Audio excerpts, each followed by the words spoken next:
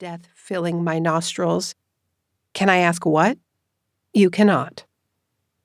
There were plenty of other important things I neglected during this time of feverish subterfuge.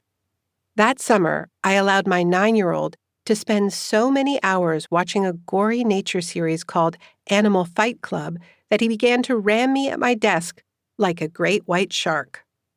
I did not spend nearly enough time with my octogenarian parents, who live a mere half-hour's drive away, despite their statistical vulnerability to the deadly pandemic that was rampaging through the globe, and despite that lethal heat dome. In the fall, my husband ran for office in a national election. Though I did go on a few campaign trips, I know I could have done more.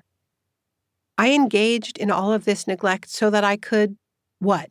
Check her serially suspended Twitter account, study her appearances on Steve Bannon's live streams for insights into their electric chemistry, read or listen to yet another of her warnings that basic health measures were actually a covert plot orchestrated by the Chinese Communist Party, Bill Gates, Anthony Fauci, and the World Economic Forum to sow mass death on such a scale it could only be the work of the devil himself? My deepest shame rests with the unspeakable number of podcasts I mainlined, the sheer volume of hours lost that I will never get back. A master's degree's worth of hours.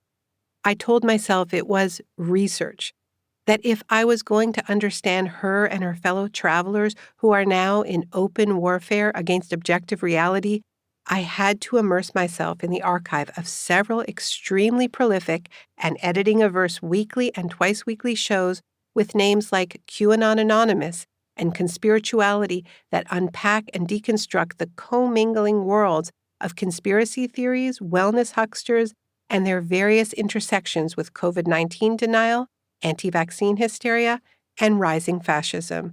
This on top of keeping up with the daily output from Bannon and Tucker Carlson, on whose shows Other Naomi had become a regular guest. This listening devoured nearly every interstitial moment in my life. Laundry folding, dishwasher unloading, dog walking, school drop-off driving, return only. In another life, many of these were pockets of time when I listened to music, or the actual news, or when I called people I love. I feel closer to the hosts of Conspirituality than to you, I whimpered one night into my best friend's voicemail. I told myself I had no choice, that this was not, in fact, an epically frivolous and narcissistic waste of my compressed writing time or of the compressed time on the clock of our fast-warming planet. I rationalized that Other Naomi, as one of the most effective creators and disseminators of misinformation and disinformation about many of our most urgent crises, and as someone who has seemingly helped inspire large numbers of people to take to the streets in rebellion against an almost wholly hallucinated tyranny, is at the nexus of several forces that, while ridiculous in the extreme, are nonetheless important, since the confusion they sow and the oxygen they absorb increasingly stand in the way of pretty much anything helpful or healthful that humans might at some point decide to accomplish together. Like grounding those spacefaring billionaires and using their ill-gotten wealth to pay for housing and health care and getting off fossil fuels before the future is one protracted heat dome. Or, more modestly, sending your shark-identified child to elementary school without fearing that they will come home with a highly contagious and potentially lethal virus that they contracted from a classmate whose parents believe that vaccines are part of a plot to commit genocide and enslave humanity because some lady on the internet named Naomi convinced them it was so.